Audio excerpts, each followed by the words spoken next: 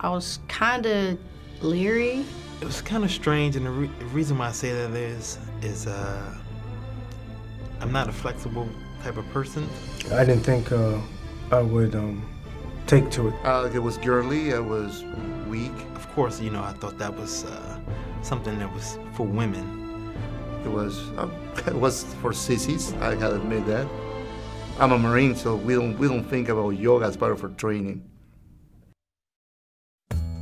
Yoga is about being a flexible human being, and that means that when life knocks you down, that you're able to get up again more quickly. You bend, but you don't break, and that's really the gift of yoga.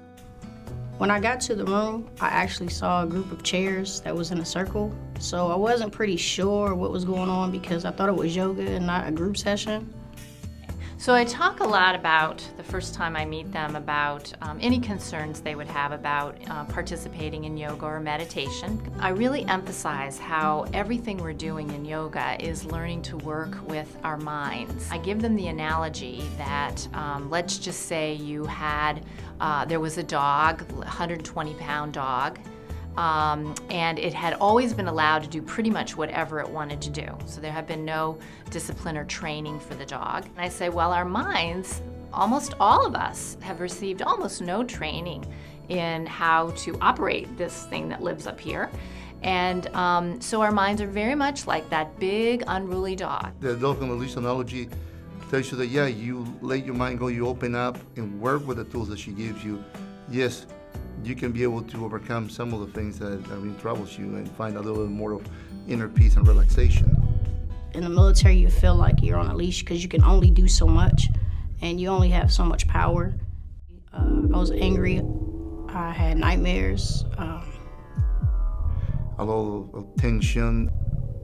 Was upset all the time. I didn't know how to deal with the everyday pressure. The PTSD, especially the anxiety.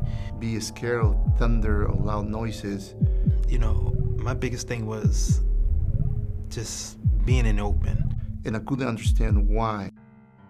A lot of people who are coming out of combat situations and have post-traumatic stress disorder say that they have the hypervigilance, they have the anxiety, they have nightmares, they have stress in very important relationships in their families and friends.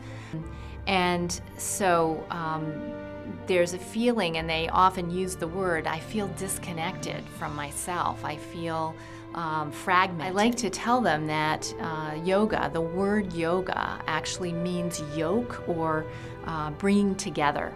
And I think one of the reasons why yoga is such a helpful practice for recovering from post-traumatic stress disorder is that it is a practice that's about bringing together the parts into a wholeness and feeling reconnected to yourself, to all the different parts of yourself, feeling connected to other people again, and feeling connected to kind of life as a whole and the meaning in life as a whole.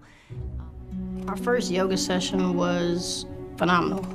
The reason I say that is because I had never felt so relaxed in my life, and I was able to release a lot of anger and a lot of pain and a lot of suffering.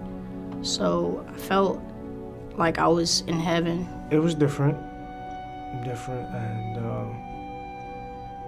it was easier for me to open myself up to it, to try it, and to let whatever was going to happen.